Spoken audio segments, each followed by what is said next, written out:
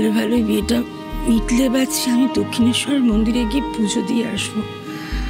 মেজো বৌমা, ডাকতে থাকো, সবাইকে ডাকতে থাকো, সময় হয়ে আসছে। ঠিক আছে মেজো বৌমা। এ কি দাদা, আপনি এখনই উঠে পড়লেন কেন? আর কিছুক্ষণ তো বিশ্রাম নিতে পারতেন। দধিমঙ্গলের আয়োজন করতে তো একটু সময় লাগবে। ঘুম কি করে হবে মেজো বউ? আচ্ছা, তোমার কি মনে হয় বাড়িতে এত কিছু ঘটে যাবে আর সবকিছু আমার চোখখানে এড়িয়ে যাবে?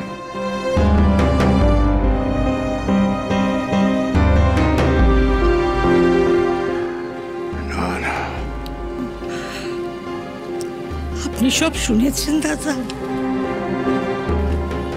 দাদা, বাবুর মাথা ঠিক নেই, উল্টো পাল্টা বলছে। আমি ঠিক করেছি বিয়ে হয়ে গেলে ওকে মাথা ডাক্তার দেখাবো। আপনি ঠিক বলতেন দাদা, আমি বেশি ভালোবাসছি, বেশি কেয়ার করছি।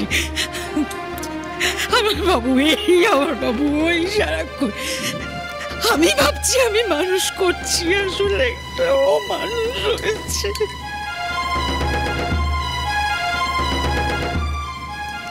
আমি তো ভুলে গেছিলাম দাদা, বাবু এ যুগের ছেলে তো।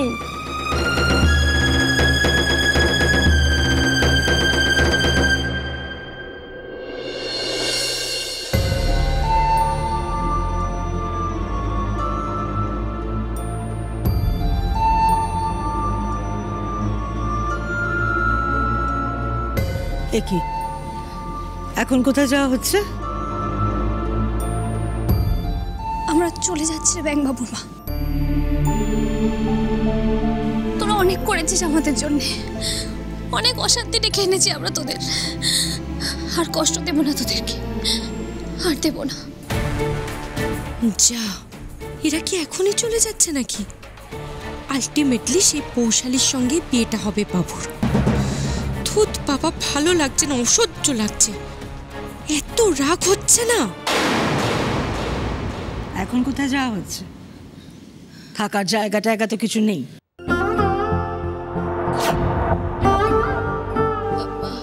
আমরা স্টেশনে চলে যাব দিদি। ওখানে গিয়ে আমি আর ফড়িং ঠিক করে নেব কোথায় যাব না যাব। আসলে ফড়িং এই কলকাতা ছেড়ে কোথাও যেতে চাইছে না, ও জিমন্যাস্টিক করতে চায়। করবে না হয় আমিও কিছু না কিছু একটা কাজ ঠিক জোগাড় করে নেব। আপনারা আমাদের জন্য অনেক কিছু করেছেন, আমরা এই ঋণ কোনোদিনও শোধ করতে পারবো না। ব্যাং বাবু খুব ভালো মানুষ রে, ওকে তুই ভুল বুঝিস না। আর যে যাই বুঝুক,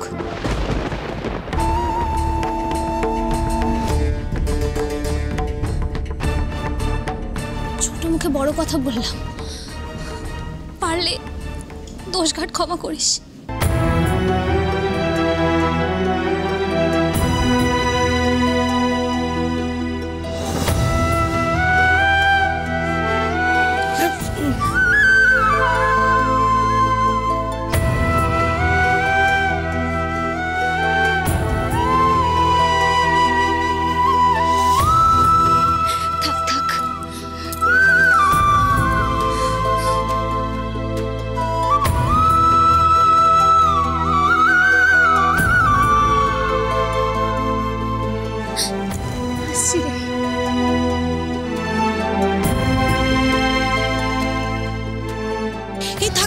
পায়ে হাত দিও না।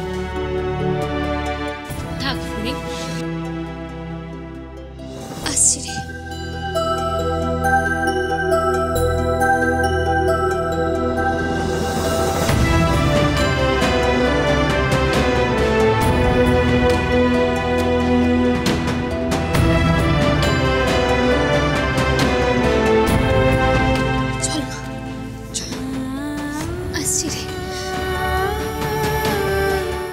সবাই ভালো থাকিস।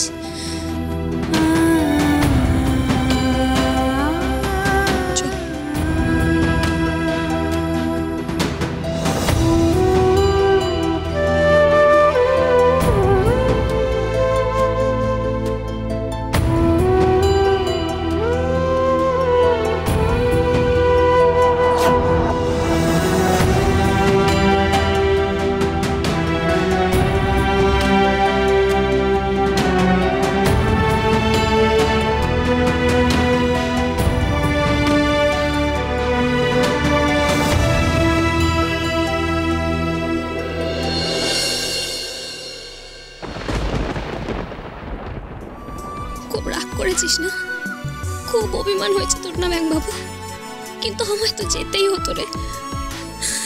কি করব বল, গরিব হই আর যাই হই, অপমান কি করে সইব তুই বল? তুইও তো অনেক সয়েছিস আমার জন্য, এবার তোর ছুটি, আসি রে। মনে মনে পেন নাম করলাম তোকে।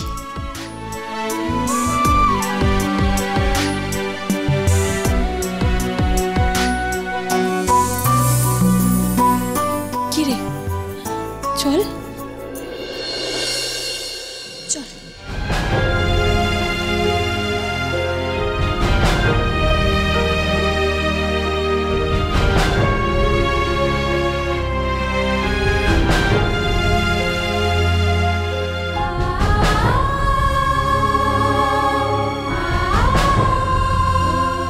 বাবিয়া,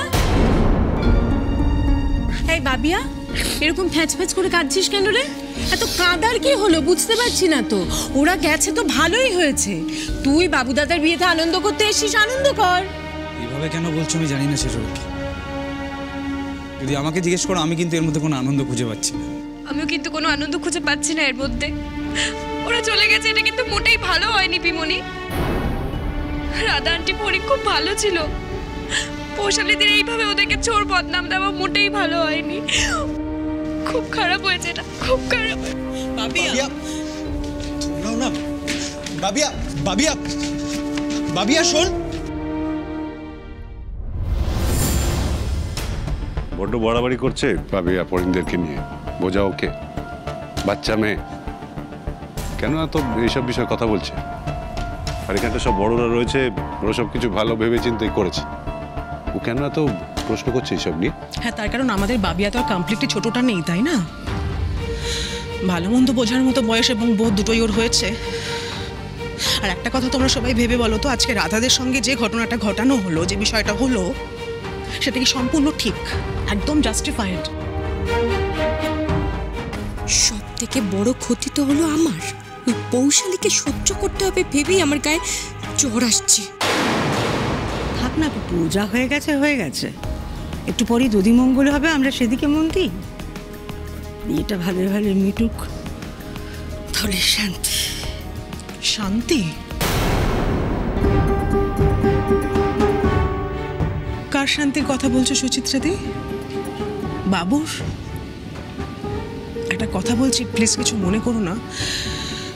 পৌশালীর সঙ্গে এই বিয়েটা হলে কার কোথায় কিভাবে শান্তি হবে আমি জানি না, তবে বাবু কিন্তু শান্তি পাবে না।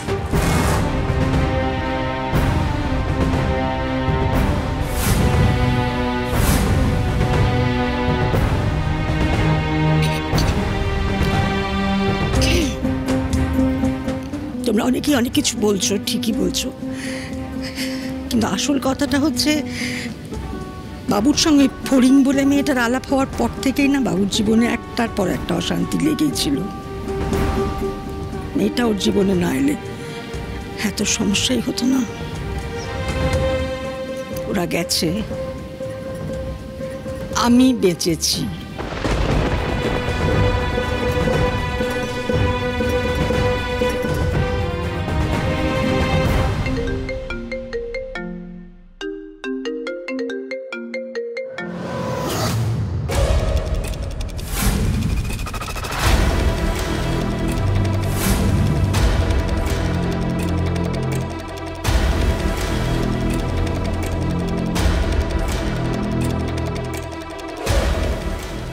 এরকম ভোর রাতে কে ফোন করেছে নির্মলকে?